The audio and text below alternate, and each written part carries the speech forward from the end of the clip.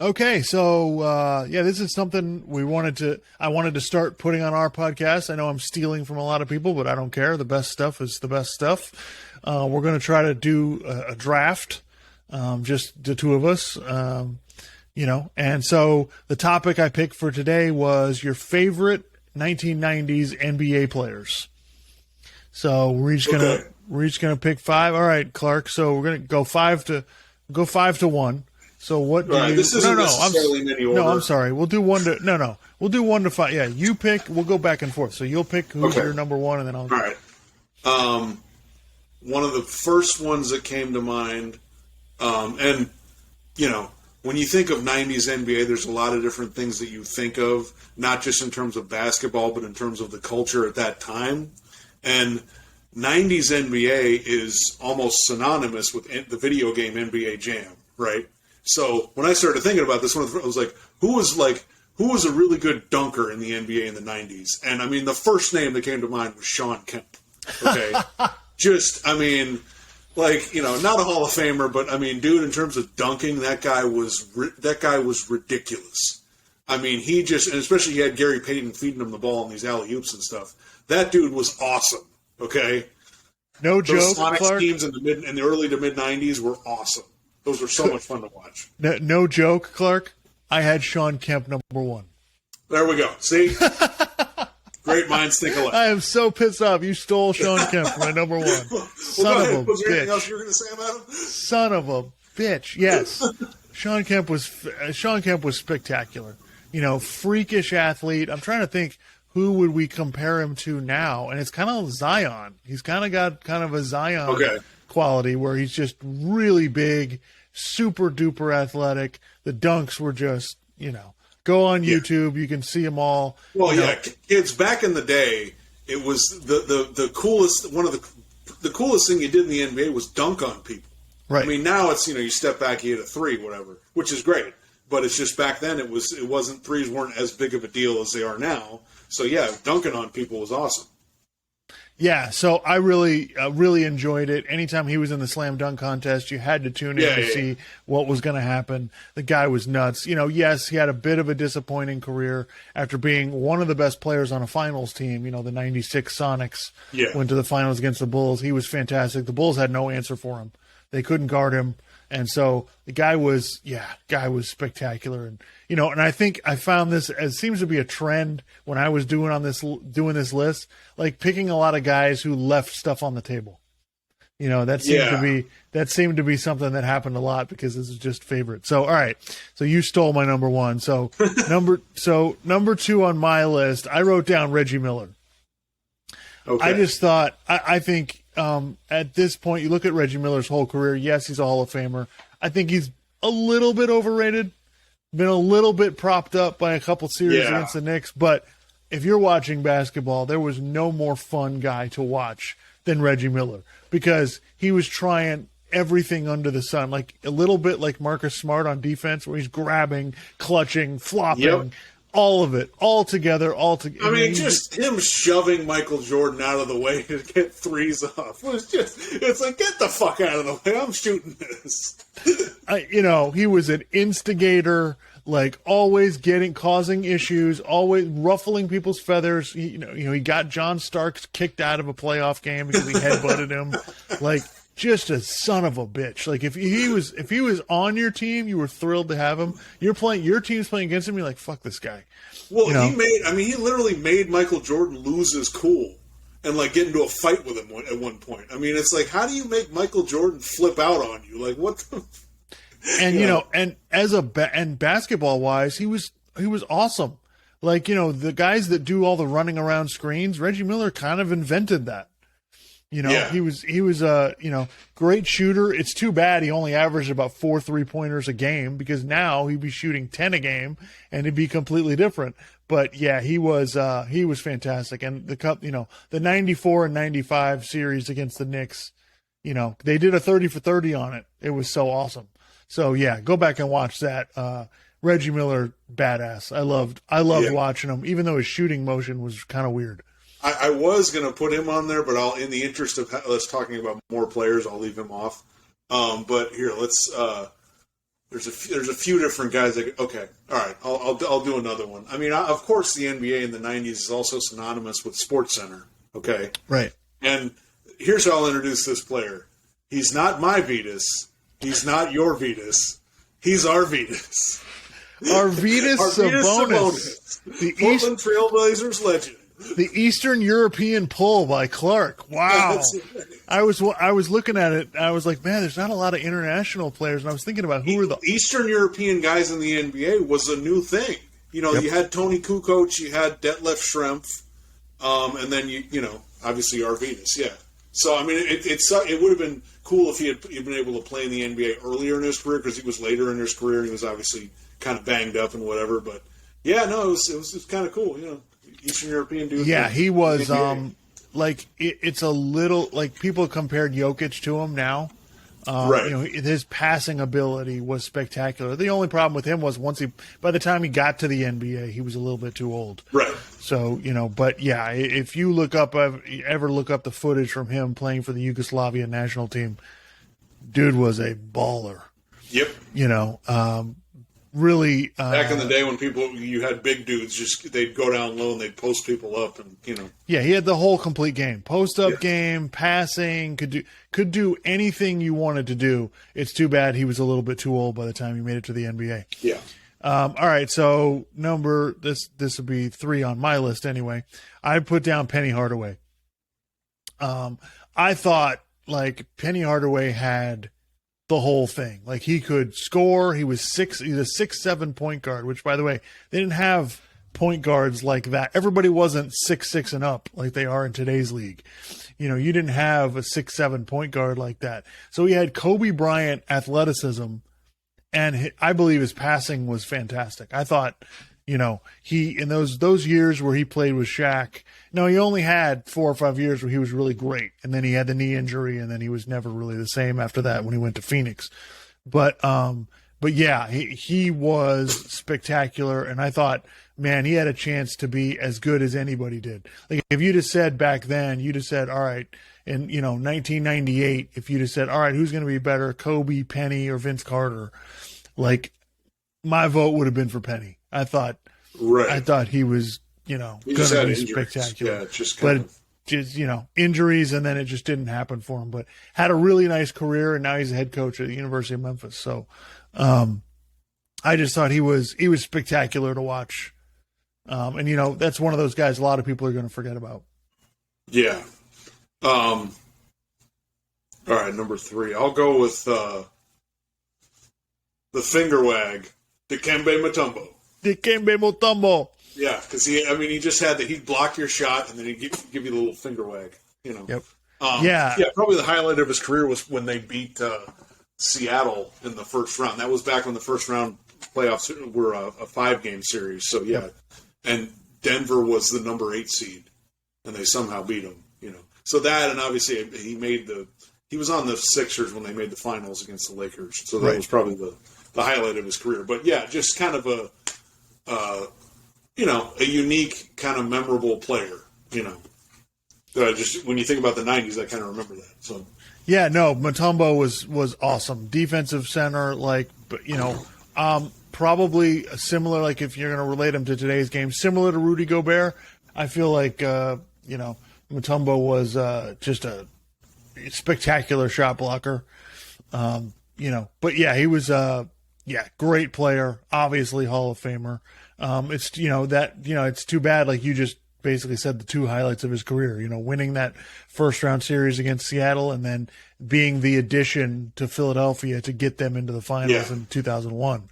So yeah, it's that was pretty fun when he would block shots and wave the finger. That was pretty synonymous. The one time Jordan did it to him, right? Yeah. Jordan dunked on him or whatever, and then he's running down the court and he's waving his finger. Yeah, you can't do a highlight package of 90s basketball without Mutombo. So good. Yeah.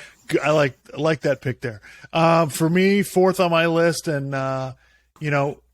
one of the best, still to me, one of the best Miami Heat players of all time, Glenn Rice. There you go. Really good, 6'7", 6'8" guy who could shoot.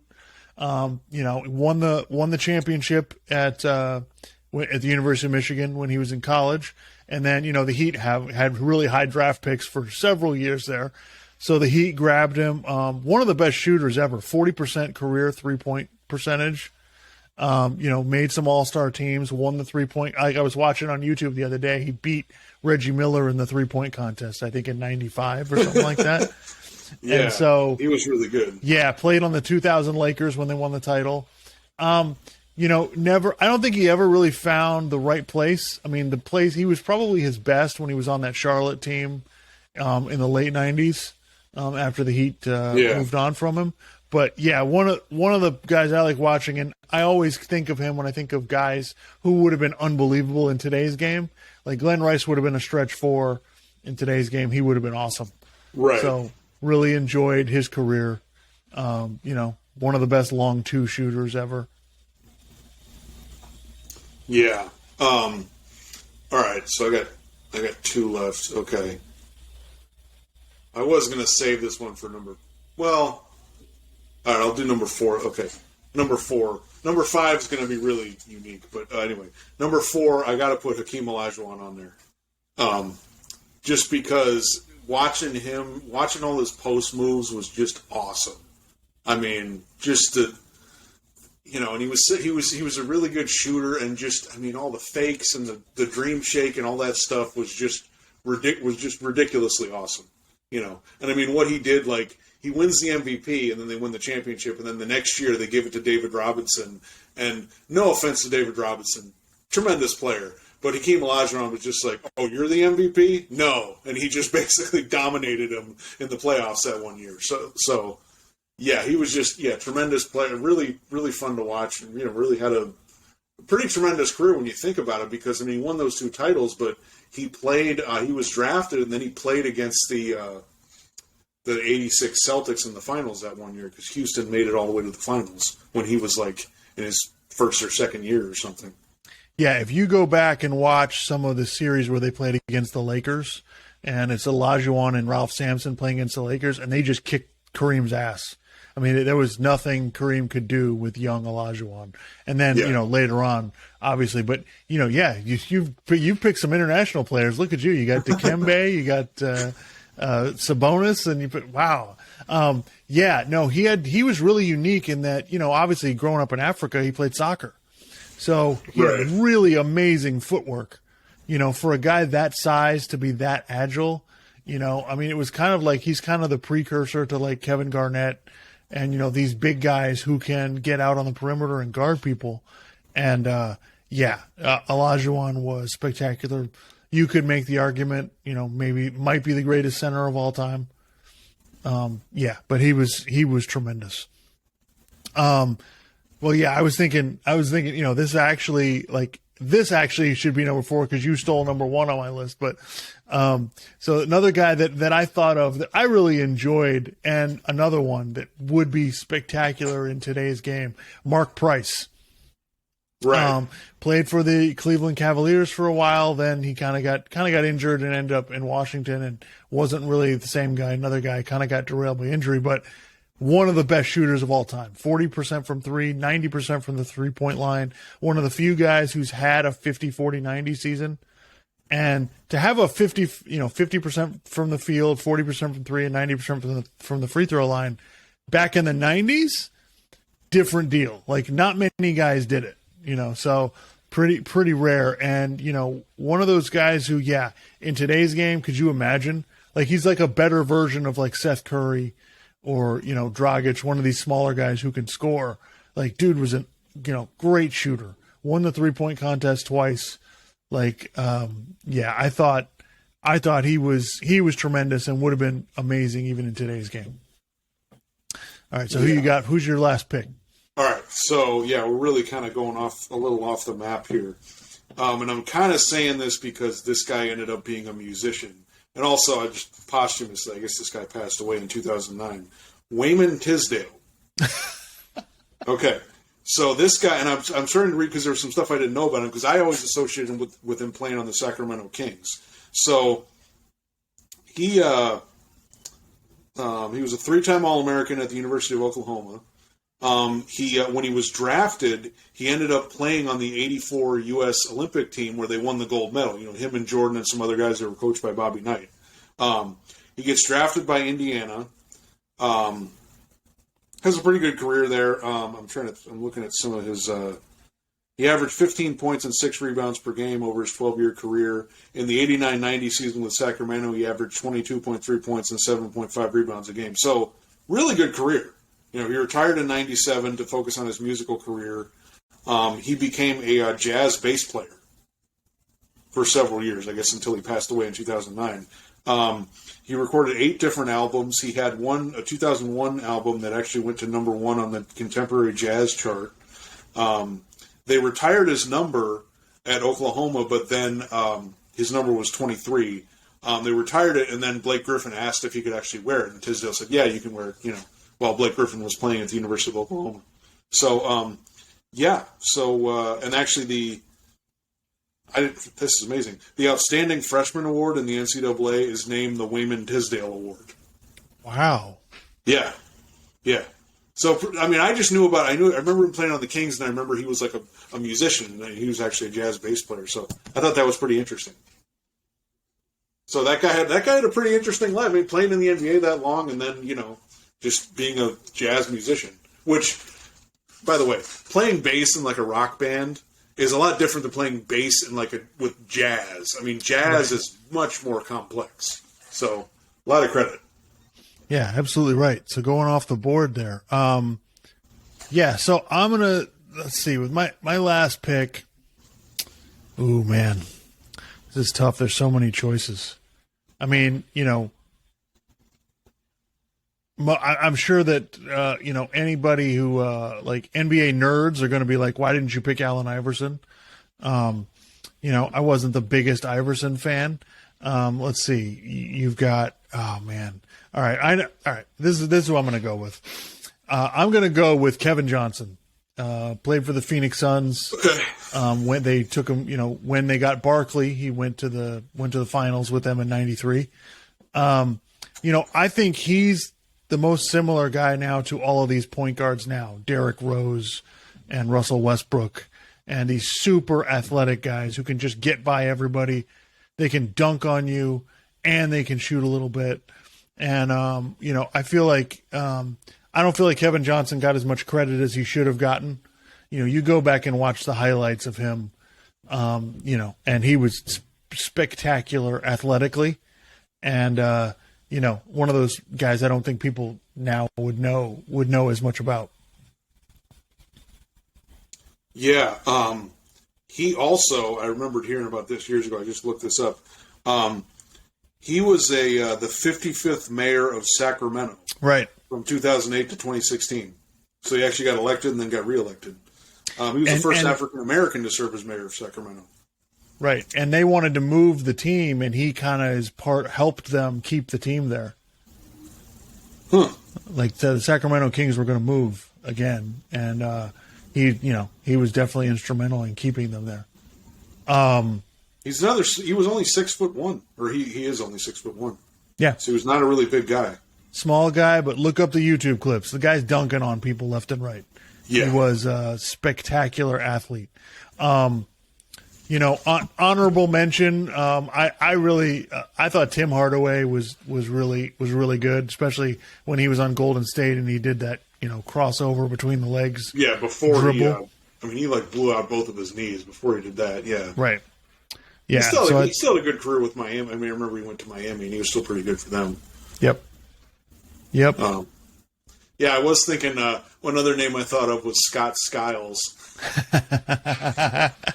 I just remember him he seemed like a really tough guy, and he was always getting into trouble with people. He was always in the court. He was always getting into stuff with people. So one of those guys high on the list for racial coding. He works really hard. He's got a high motor. One of those guys. One of those stereotypical white guys. Yeah. Boy, this guy really tough. So that's kind of interesting that you had a nice bring comb him over up. too. So that's right. Yeah, balding. That was. He ended up being a coach. He coached 4 different teams. Yep. So, Yeah, boy, you really, I got to give you credit, Clark. You dug into the bag, man. Wayman Tisdale, Scott Skiles, Arvydas Sabonis. Boy, you really dug deep on this one. We're going to have to do more of these drafts. That was pretty good. We'll see if the other ones will be that good. I don't know. I didn't have any of those guys you named. I mean, other than Sean Kemp, I really didn't have anybody like that on my list. So nice job there. So let us know in the comments what you think. So anyway, folks, thanks for tuning in. Episode 41 in the books.